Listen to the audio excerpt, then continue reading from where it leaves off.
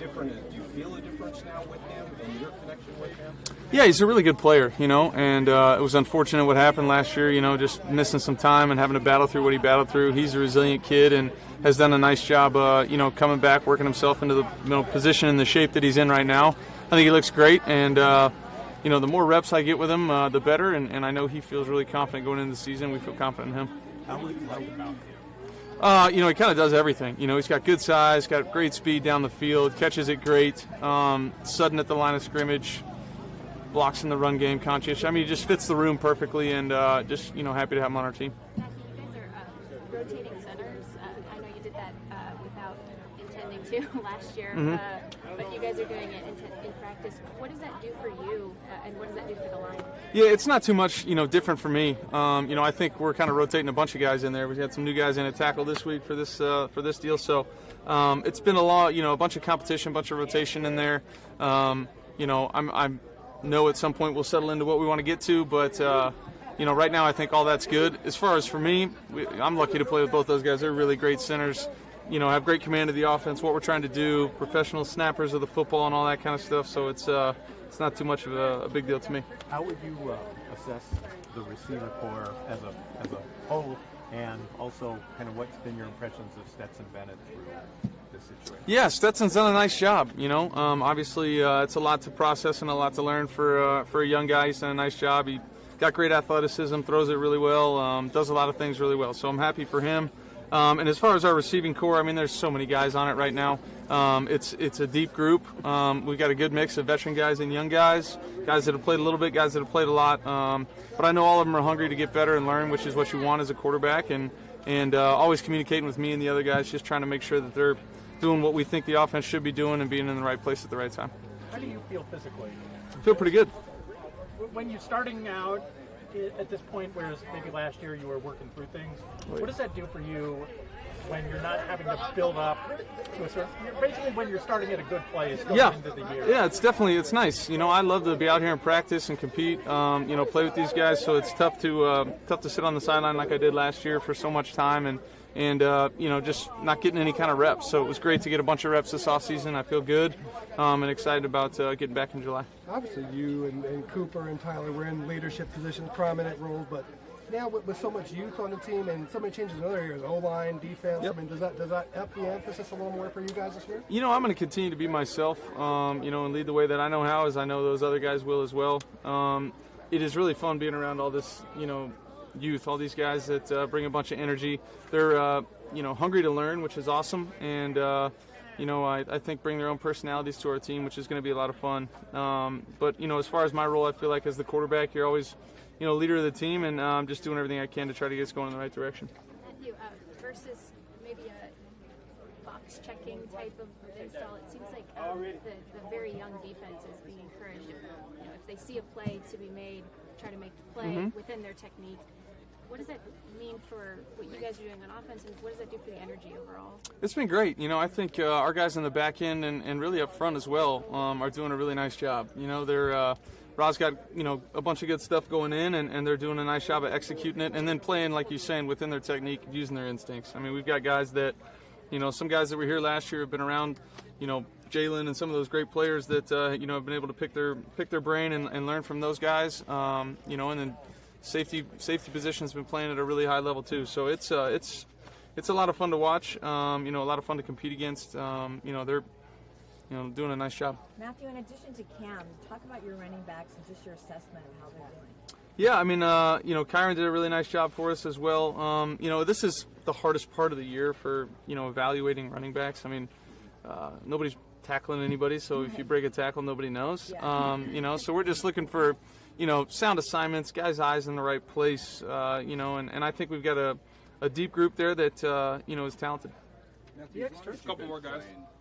This 5 weeks where you're away, but I'm sure you're still throwing obviously a little bit. Can you speak to the importance of the mental, emotional? Because this is the last break, so who knows when. Yeah, it's definitely a part of it, and I think, it's different for everybody too. You think, all these rookies have all this, energy, they should be good to go, but at the same time, they need a little bit of it too. They've done nothing since their college season ended except for prepare for, the combine. Then you go to the draft and you do all this stuff. They've been grinding as well. So, there is a balance. Those guys lean on us to kind of give them guidelines, and then they make it work for themselves. But I know it's important for me as well, to make sure that when I come back in this building in July, I'm refreshed and ready to go, and not already slugging away, because there's plenty of that during the season.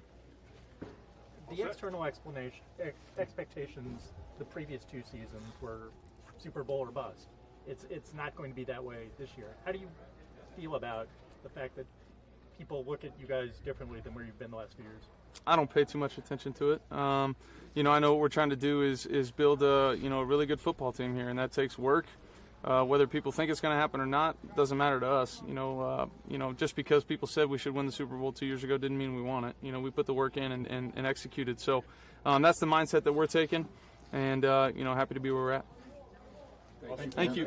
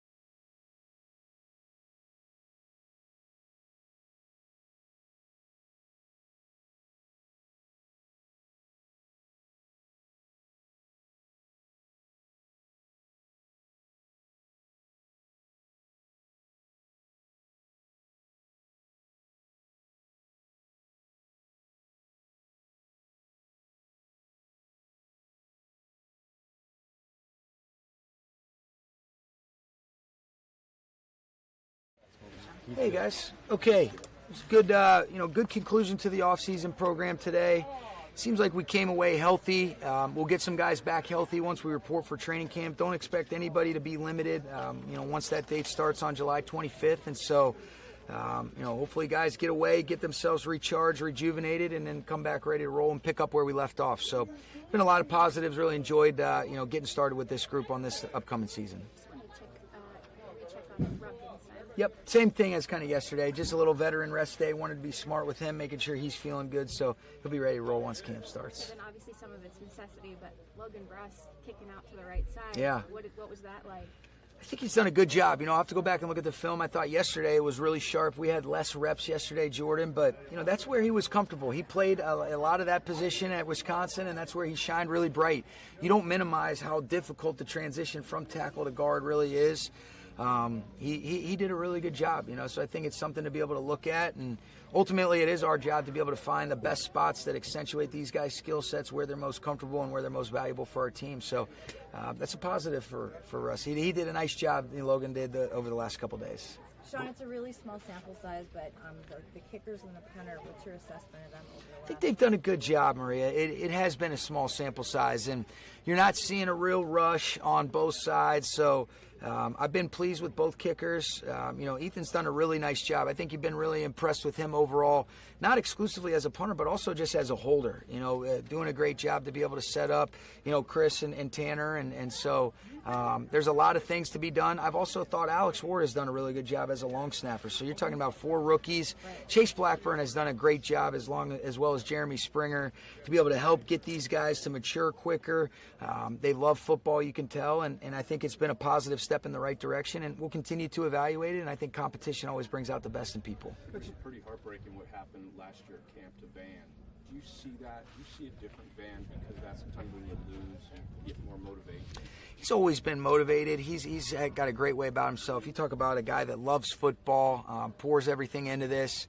I think what he is he's now just more time removed. He's been so intentional about being able to build up that knee, really strengthen that and the areas around it, just get more comfortable putting that foot in the ground and really playing the receiver position. He made a lot of big plays out here today, and so we all know what Van is capable of, and you want to just be able to have him stay healthy, continue to just take those steps in the right direction. He's going to be a big part of what we're doing next year. Coach, can you talk about what it's been like to work with all the coaching fellows out here this week, and why it's so important that this team has a program like that?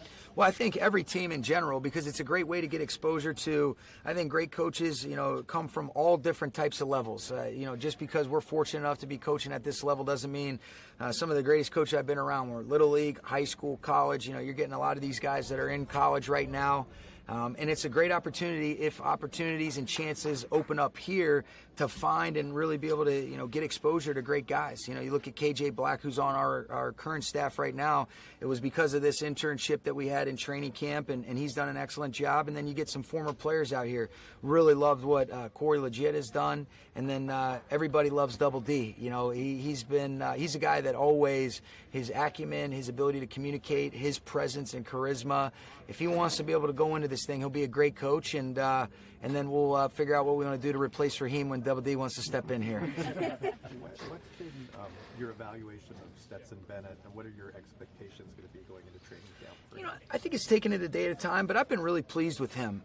These settings, especially without the pads on, quarterbacks can't get tackled, but I think you've seen steady progress, Gary.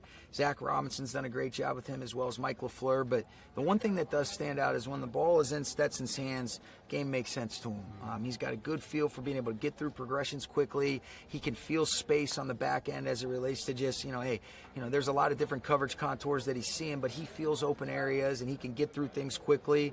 And you love the athleticism, but there's still a lot of work to be done. But I like his demeanor. He just stays nice and steady, doesn't get too high, doesn't get too low, and he's a fun guy to be around. Because some of the rookies went from end of their season, get ready for the combine, just go. This next 4 or 5 weeks is really going to be their first break. A lot of them don't want to take a break. do you encourage them to get away, or how do you balance that? I think you do. They'll be here for a little bit more time so they'll be here for another week or so. And I think it is good to be able to just, catch your breath. The good thing is guys like to work out and take care of themselves, but I do think just the mental toll, and all the different things that they've worked through to be able to relax, be present with your family and friends while still keeping yourself in shape. And then we'll have a lot of time once you get, a couple weeks out from training camp, or really just right before there, for them to, to challenge them to start doing some stuff on their own, make sure that we can try to hit the ground running. Because what you can't do with so many young guys is you can't say, all right, we're going to start all over when training camp starts. We have to use a lot of the good things that have been accrued for them above the neck and physically, and then be able to hit the ground running in training camp. So it's a combination of both, Kurt. But I think there's a responsibility that they know they have. And these guys, nowadays, whether it's your own trainers at home or whether you're staying around here and you have access to the facilities, there's certain things that they like to be able to take care of themselves. And that's, pretty consistent with the types of guys that we have on this team. Sean, we've seen a lot of news about joint practices being reported for other teams. I think the Raiders reported for this team. Yep. What can you share about those plans and what that will look like? Yeah, so we'll do that with both the Raiders and the Broncos, and so that'll represent 4 opportunities for us. It's nice because the schedule lays out where all of our games are on Saturday, so that'll represent on those game weeks where we'll get good practice on Wednesday and Thursdays of those week. Friday will be separate for kind of our own little walkthroughs, and then you play the game on Saturday. And so to be able to get opportunities to go against different schemes, different players, and get real evaluation while the risk for injury is minimized. And we obviously want to be smart, but I'm looking forward to getting connected with Sean and with Josh and making sure that we do a great job of getting the work that both groups need and that we absolutely have to have to be where we want to be when we open up against Seattle. A couple more, guys. You guys keep evaluating who you have and what their potential is on the defensive line, particularly the interior. Yep. What's important about finding ways guys complement each other? What are things that maybe we don't know or see that are important to you guys as coaches? I think it's situationally driven. I think it's based on what type of personnel and front structure that we're in, but it's what you said. You want guys that play off one another, especially when you're just talking about, all right, when we're rushing, how do we naturally play off of one another? How do these guys complement AD's skill sets? What does it look like as Joe Caniglio continues to figure out what are those best edge rushers? But it's all predicated situationally, but I think you want to see some of the things that Sean Robinson has shown where he's been a really productive player over the last couple of years. Greg Gaines. I mentioned to you guys yesterday, Kobe's been a real bright spot. Desjuan has stood out, but there's been a lot of guys. Marquise Copeland is a guy that's capitalized on his opportunities, and so I think it'll really come to life once we put pads on and you start to see us try to get into more realistic situations and settings where, hey, you're going from first down to second down to third down, and now you're having to react, and okay, it's a 2-minute drive, and I think we're going to find the best players. And it might be more rotations than what we've been accustomed to. But I think the fun thing, and I think you guys would agree with this, when you've looked at our roster over the last couple years, you probably could have a pretty good idea of, all right, hey, here's the 53 at this point in the year. And there's a lot of spots that are up for grabs, and that's where it's going to be exciting for us, where you're not going to predetermine. You're going to really evaluate one day at a time and continue to figure out what are the best 53 and what are the best guys that can play for us, particularly on the D-line like you're asking about. Coach, following up on that, how do you approach this offseason? It's a little different. Yeah. Not those heavy expectations, not the national spotlight. So with that evaluation process, how is this a different approach this year than... Yeah, it doesn't really change much for us. We try to be inside out. There's been years, our first year when we had probably similar expectations, and sometimes it's good to be able to, you can never replicate, some of those things or ignore the experiences that you've accumulated over the time, but you can be reminded of being inside out, not worrying about what those things entailed, and just doing the best job that you can every single day. Enjoy coaching these guys. It's a blessing, and continuing to, learn from your own mistakes as a coach and give these guys some grace as they're working through it. And so that youthful exuberance that you see from a lot of these guys has rubbed off on our coaches. You're reminded this is fun. This is a good thing for us, and you guys know I've talked about it. There was times when you reflect back on it that it wasn't. And, I'm not going to make the same mistakes again in terms of the things that I can control for these players, for these coaches. And we're going to enjoy this. We're going to be urgent with our approach, but we're going to make sure that, trying to pursue being great at something, it doesn't have to be miserable. And we'll see that come to life, and I'm more interested in us modeling the way than anything else. I wanted to ask you about a couple of guys that had strong finishes the last year. Cam Akers, obviously 300-yard games, and then Hoyt, when you moved him to the edge. What do you think those guys are going to do in order to make that happen over a full season, or more of a season at least? I think they both have done a really good job of picking up on that momentum that they built towards the end of the season. I mean, you talk about a guy, Michael Hoyt, that had been playing inside. He'd been a core special teams player, moves to the outside, obviously the relentless effort, but now he's understanding some of the nuances of playing that outside rusher position, being able to do things in coverage. So he's had a great spring. Joe Caniglio's done a great job with him, and I've loved where Cam Akers is at. He's physically in great shape. I think Cam shines his brightest when you get into real games where you're playing tackle football, whether it be the quarterbacks or sometimes these running backs. It's hard to evaluate those guys in these settings, but I love the way that Cam finished the year, and I love really the way that both of those guys have used the momentum they established towards the latter part of last season to build it, and they're going to be key and critical pieces for us this coming season. Having had Matthew available for this time of year compared to last year, what kind of a difference has that made, having him be a significantly more active participant? Who are you asking about? Stafford. Oh, it's night and day. I mean, and he'll be the first to tell you. You talk about being able to enjoy it. I don't think I realized it, or anybody, and he would never say it because he's so tough, the amount of pain that he was working through, how limited he was, and he's a special player. He's the guy that we all know he is. He's a mentally, physically tough competitor. He elevates everybody around him. But to have our quarterback out here, the command, the way that he elevates really defensively, offensively, his communication skills, it's been huge for us. He makes a significant difference. He's our guy, and I've really enjoyed this offseason with him. It'll be good for him to be able to get a little break with his family and enjoy his girls and Kelly, and then I know he'll be excited about coming back to compete the right way. Coach, you got one last one for you. Okay. I'm just curious how. Of course we do. I'm just kidding. Go ahead, Gary. How you'll step. What have you learned, during your career, in terms of how to use this part of the off season to refresh yourself? Where are you going to do? Yeah, so I'll get to travel with my wife. That'll be awesome. We'll travel with some friends, and really what is important is being able to get the amount of work done that we've gotten done, where you feel like made great progress on our installations. You got an idea of what training camp schedule looks like. That allows you to be able to just kind of decompress, but when there's a lot of stuff on your mind, a lot of things to be able to check off on that to-do list, it's important to be able to give my wife and really my friends their undivided attention, and that's what you really strive to do. It's so easy to say, hey, let's be totally and completely present, but it's not. It's harder to do. And so I think when you put a lot of the stuff that we've done over the last couple months and you look at it and you say, all right, this was what we wanted to be able to get done. There's a long way to go, but you can't really do much in the meantime other than get yourself recharged and refreshed, just like we talk about with our players. I'll try to do the same thing, and then like anything else, once you get a couple weeks out, then I'm ready to go, and so that's why we go pretty quickly and early in our vacation, because Veronica knows that's when she'll get the most presents, Sean. All right? Thanks, guys. All right. See y'all.